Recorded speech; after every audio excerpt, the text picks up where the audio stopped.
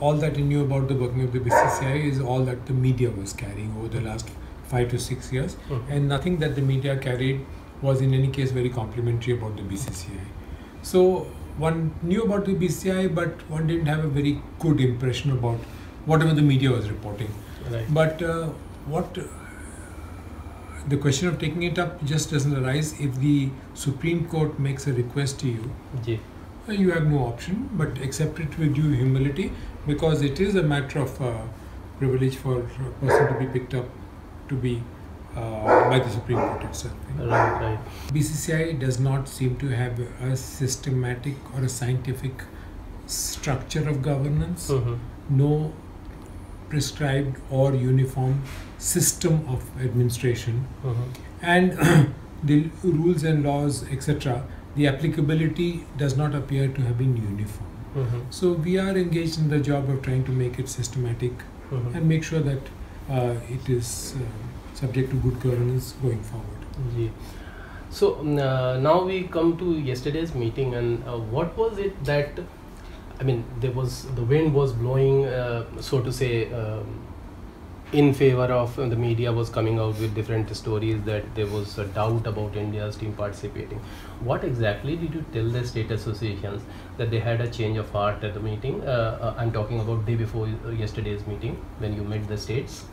You see, after seeing all that was appearing about the media and in the media and talking to some of the state associations, I got the feeling that they were not very much in the picture about what was happening between BCCI and the ICC. That's number one. Right. So they didn't have the perspective.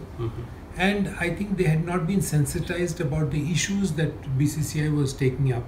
So I thought it is best for me to talk to them directly and to sensitize them about the issues that the BCCI is facing and facing vis-a-vis the ICC.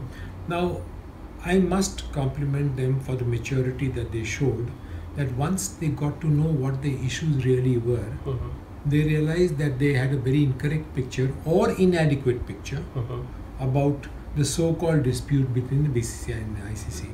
And the moment they got to know the true picture, all of us got onto the same page, and we were on the same wavelength thereafter. Was there not a single voice that raised doubts about what he was saying? No, there were doubts before we started the discussion. Okay. There were doubts, certainly there were doubts before we started the discussion, but by the time we ended with all the 4 zones or 5 zones, we were all on the same page, and even the naysayers or those who were, if I can say, as media calls them, the some expression that you call them, the what is it? Anyway, I'm forgetting the word that the media has used. That they had changed heart, and they also decided that pulling out of the Champions Trophy was the most ill-advised action that they would take. So we were soon on the same page. That's all. So, Mr. Rai, in other words, the office bearers who are in place were not showing the true picture to the state associations. I don't think they had a dialogue at all.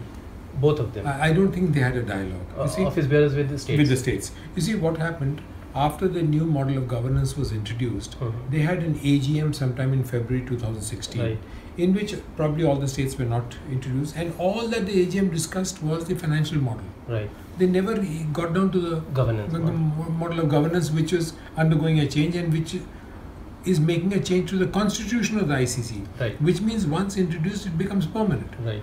The financial model undergoes a change to, every 2 or 3 years. Right. And can change once again. Right. But the governance model does not change. And I don't think that was being explained to them properly.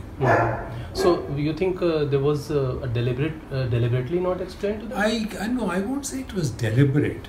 I don't think anybody just took note of the fact that there is much more to be explained than this. See, what happens is the financial issues hit you first, and the entire attention got diverted towards that side. Finance. And why does, this is what I think, and I'm translating it into a question, why does BCCI need when it has 5,000, 6,000 crore worth of net assets? I mean, it has good infrastructure also. No. That I may not subscribe to that viewpoint.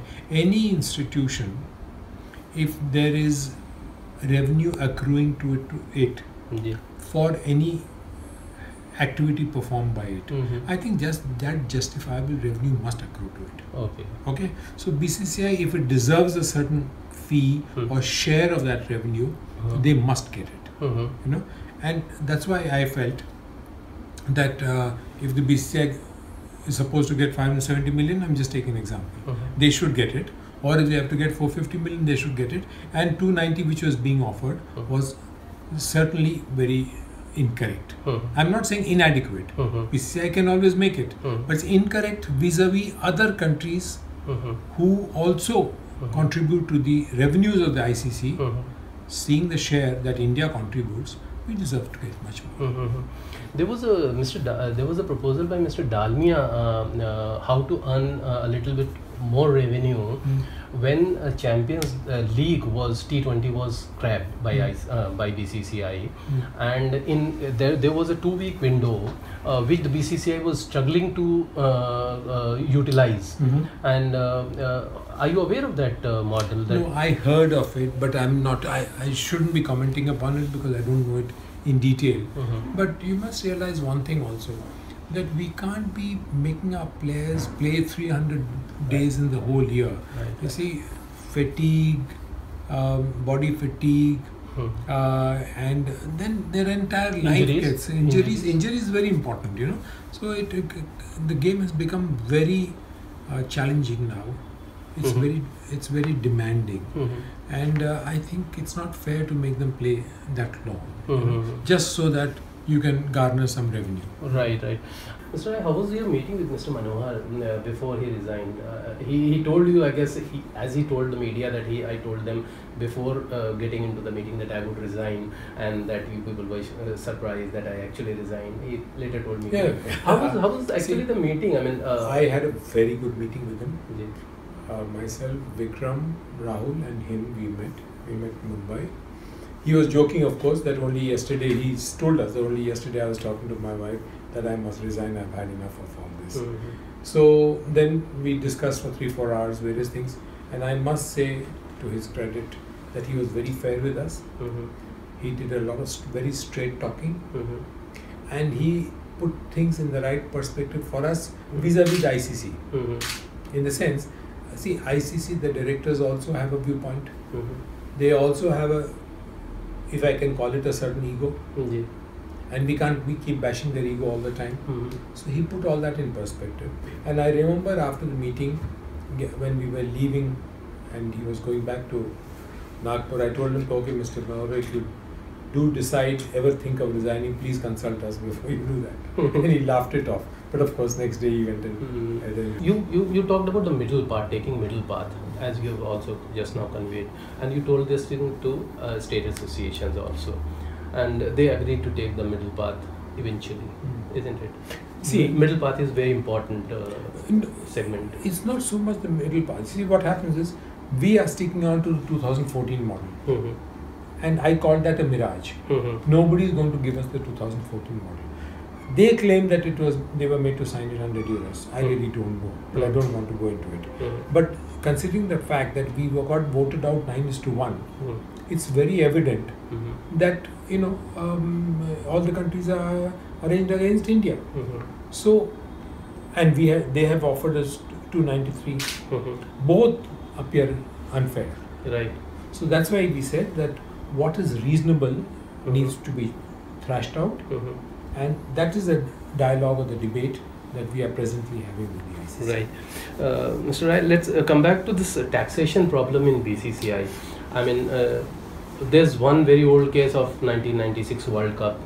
2 committees were formed. One was INDCOM for Indian matches, and was overarching umbrella association called PILCOM. So the tax issues are there because tax department said that it's a group of people, or it was something to do with taking out foreign exchange and bringing in foreign exchange, something like that. So that case is hanging fire.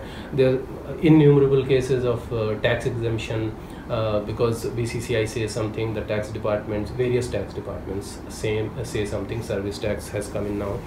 So I mean, since you are best placed to tackle this situation. One is that it's very strange that BCCI has had all kinds of politicians from different parties, different governments, and they have not been able to resolve this problem of tax. So many pending cases are there. Are you and Mr. Lima, especially of the four people in CoA, are you looking at that, or are you going to look at that issue and resolve these all long pending issues? We are only privy to some of the recent cases. I mean, like the Cochin IPL case about the Stamp Act that issues. Then there is a issue, I think a long pending issue with Sahara also, which is still being debated. Arbitration. And some of the recent tax cases also. So we haven't gone into detail, but I think we will soon look at it, and I would very much want to set up a small group which in about a month's time goes into it and comes up with a report where we talk to all the agencies with whom these disputes are going, and once for all negotiate a settlement and close them. Otherwise, ultimately they'll just drag, and the only winners in the entire thing will be advocates. And it's unnecessary, wholly unnecessary, because in the balance sheet here you have to keep providing amounts for these things, and the auditors have been pointing out from time to time. One issue has been of double taxation. So BCCI earns a certain amount, then it distributes to states, and the states also pay tax on that, and the BCCI also pay. That's a very genuine, I think, reason. I think instead of fighting on that, we should have taken that case up with the central government. And I think they have taken. And to get a dispensation from the central government for one-time resolution on that what do they say? Because it's useless fighting the government all the time. Yes. So for one time, appeal to the central government and ask them to take I would classify it into two different parts. One is, if somebody has done an irregularity, which is maybe embezzlement or malfeasance, where malfeasance is involved, that needs to be investigated separately. But I am more interested in the other part of it, that going forward, we go give a system to the states along which they must, or even for the BCCI, how they do it. But I'm interested in ensuring that everything that they do is put transparently onto their website. From now on. But you don't want to go back a long way. Going back, it's not my business to be unearthing and going into malfeasance issues or irregularities, etc. The auditors will point it out, and then it will take its own course. So maybe we are a part-time body, and we don't have the time to go into all these details. The way things are being done in the better run boards, like ACB, Australian board, or the English board, and I believe that they compensate the players fairly well. Very well. I mean, there's no reason why our players should not be compensated equally well. So I've asked them to BCCI to study those models, and bring it to us, and then we'll take a view on it. See, Australian players at the moment are on a warpath with their board, and they have at the moment demanded 45% share from cricket board. Imagine. I'm aware of that. 45%. And for women also, they have women players also. No, West Indies also has a problem. So I mean, there are different situations. 45% is a huge share to us. They may have demanded it, but whether they really get it, we don't know. And they have they talk like equal partners. It's not like in BCCI. No. Why shouldn't they be equal? Even BCCI, why shouldn't they be equal? Any board is nothing without players. See, it's a very great misconception to think that office bearers sit on a higher pedestal than the players. After the office bearers are there only because of the players. I have always maintained that BCCI generates huge revenues. BCCI is powerful. BCCI is one of a primus inter pares in the whole world. Why? Because we have one of the best cricketing teams in the world today. So unless our players are empowered, where is BCCI? Nowhere. Exactly. So I think it's very unfair to believe that the players and the office bearers are too. No, I believe that without players, if they don't perform on the field, where will the board get the money from? Exactly. And why will the sponsor come? Correct. So that is the thing. I hope this 26% is rectified, and there's a proposal on the table. No, I'm not saying no. There's not a proposal. No, I believe there are some suggestions from the player side. Well, I don't know from where, but we have not looked at it because I told them that we'll wait for the IPL to be over, and then whoever are the interested stakeholders, we've told them to do a presentation to explain to us what their views are. What's your view on Players Association? I mean, should it be there? Because I know Lodha committee has recommended. Actually, I've not. That is one aspect that I've really not looked into. In the sense that what are the advantages of having a Players Association? But I sincerely feel that every zone, every state, they must look up to their former players, senior players, prominent players to mentor the teams, number one, and also be in some capacity advisors to the state association. The state associations seem to be run in total vacuum of how and what the game is being played, and being run by people who have not. See, there is cricket and there are cricket players and cricket administrators. There's no such thing as a professional cricket administrator unless he really understands what the game of cricket is all about. Right. And in a large number of ways empathizes with the player. The whole thing is all around the player itself, isn't it? So that's why I think senior players do need to take a mentoring position with the associations. The other day you said in Bombay also. I said in Sachin's book. In book launch. And actually, they have not been encouraged over the years to come into cricket administration. Both ways, I think it has happened. Lots of former cricketers, lots of legendary cricketers have become recluses. Some of them have spoken up, have not been encouraged to speak up. And some who have been very outspoken, there have been attempts to put them down. And some are employees. Some have become employees. Some have become commentators. No, commentator can always speak, but employee, there's a conflict.